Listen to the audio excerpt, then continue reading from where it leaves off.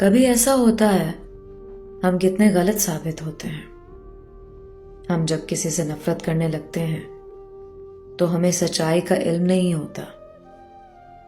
کچھ دن پہلے میں پروجیکٹ پہ کام کر رہا تھا. مینیجر صاحبہ جو نئی ٹرانسفر ہو کر آئی تھیں، خوش اخلاق اور بہت خاموش رہنے والی. مجھے کچھ پیپرز پہ سائن چاہیے تھے.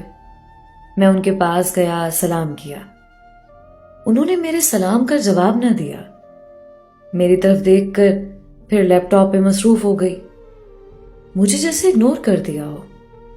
چونکہ میں بھی گورنمنٹ آفیسر ہوں، میری انا کو ٹھیس پہنچی. میں اونچی آواز میں بولا، مجھے کچھ پیپرز پہ سائن کر دو. مینیجر نے پیپرز پکڑے اور دستخط کر کے پیپرز واپس تھما دیے. میرے دل میں ان کے لیے جو عزت تھی وہ کم ہو چکی تھی. ہم دونوں ایک دوسرے کے لیے اجنبی تھے. دوسرے دن مجھے پھر کوئی کام تھا. میں نے مینیجر سے بات شیئر کی، لیکن وہ خاموش لیپ ٹاپ پہ مصروف رہی، جیسے میری بات سنی ہی نہ ہو. اس بار میرے لیے ناقابل برداشت تھا. ایسا 4-5 دفعہ ہوا جو میری بات کا جواب نہ دیا گیا. میرا عہدہ ان سے بڑا تھا. میں اپنے آفس جا کر بیٹھ گیا. مجھے بخار بھی تھا. میرے دل میں اس میڈم کے لیے نفرت کی آگ بھر گئی. میں نے کتنی باتیں کی تھی، لیکن ایک بات کا بھی جواب دینا گوارا نہیں کیا.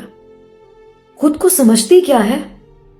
میں نے اپنے آفیسرز کو میل کر دیا، مجھے اس میڈم کے ساتھ کام نہیں کرنا.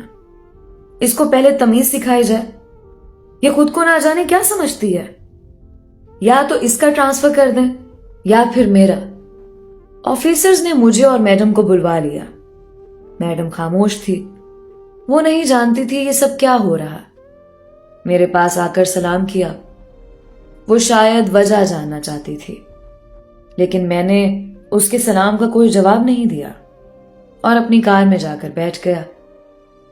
میڈم مسکراتے ہوئے میرے پاس آئی. سر خیریت ہے نا؟ مجھے ہیڈ آفس بلوایا گیا ہے. سنا ہے میرا ٹرانسفر ہو جائے گا. میں نے خاموشی سے گاڑی کا دروازہ بند کیا. وہ میری طرف حیرت سے دیکھ رہی تھی. میرے اس رویے پہ اس کی آنکھ نم سی ہو گئی تھی. میں اس کے نم ہوتی پلکوں کو محسوس کر پا رہا تھا، لیکن مجھے میری انا نے اندھا کیا ہوا تھا. ہم ہیڈ آفس پہنچے. وہ بھی وہاں موجود تھی. وجہ پوچھی گئی تو میں نے بتایا یہ میرے سلام کا جواب دینا گوارا نہیں سمجھتی. کوئی بھی بات کروں اس کا کوئی رسپانس نہیں. میں ایسے کسی بھی انسان کے ساتھ کام نہیں کر سکتا. آفیسرز میری طرف حیرانگی سے دیکھ رہے تھے. وہ میری برابر والی کرسی پہ بیٹھی خاموش تھی. پھر ایک آفیسر کرسی سے اٹھا، اونچی آواز میں بولا، میڈم آپ نے علی صاحب کو بتایا نہیں تھا کہ آپ کو کم سنائی دیتا ہے؟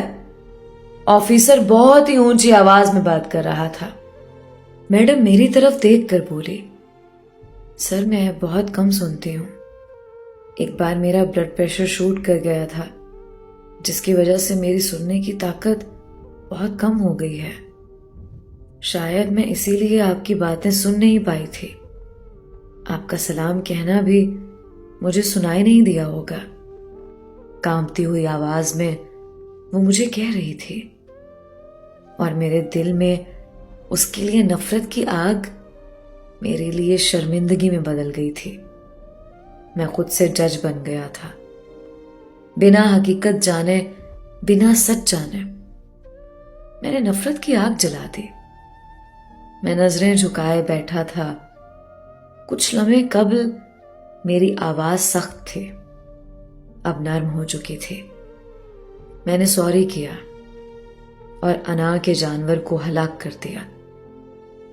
ایسے ہی ہم کبھی کبھی اپنی زندگی میں بنا مکمل سچ جانے کسی سے بلا وجہ نفرت کرنے لگتے ہیں.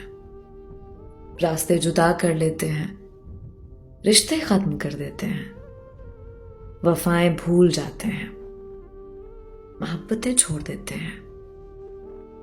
کسی پہ انگلی اٹھانے سے پہلے تصویر کا دوسرا رخ جاننا بھی بہت ضروری ہوتا ہے، ورنہ ہم زندگی میں کسی مخلص انسان کو اپنی انا میں بنا سچ جانے کہیں کھو نہ دیں۔ ہر فیصلے سے پہلے، ہر زہر سے پہلے، ہر انا سے پہلے، ہر غرور سے پہلے تصویر کا دوسرا رخ ضرور دیکھ لیں۔ حقیقت کیا ہے ضرور جان لیں، لیکن ورنہ ندامت اور پچھتاوے کے سوا زندگی بھر کچھ حاصل نہ ہوگا۔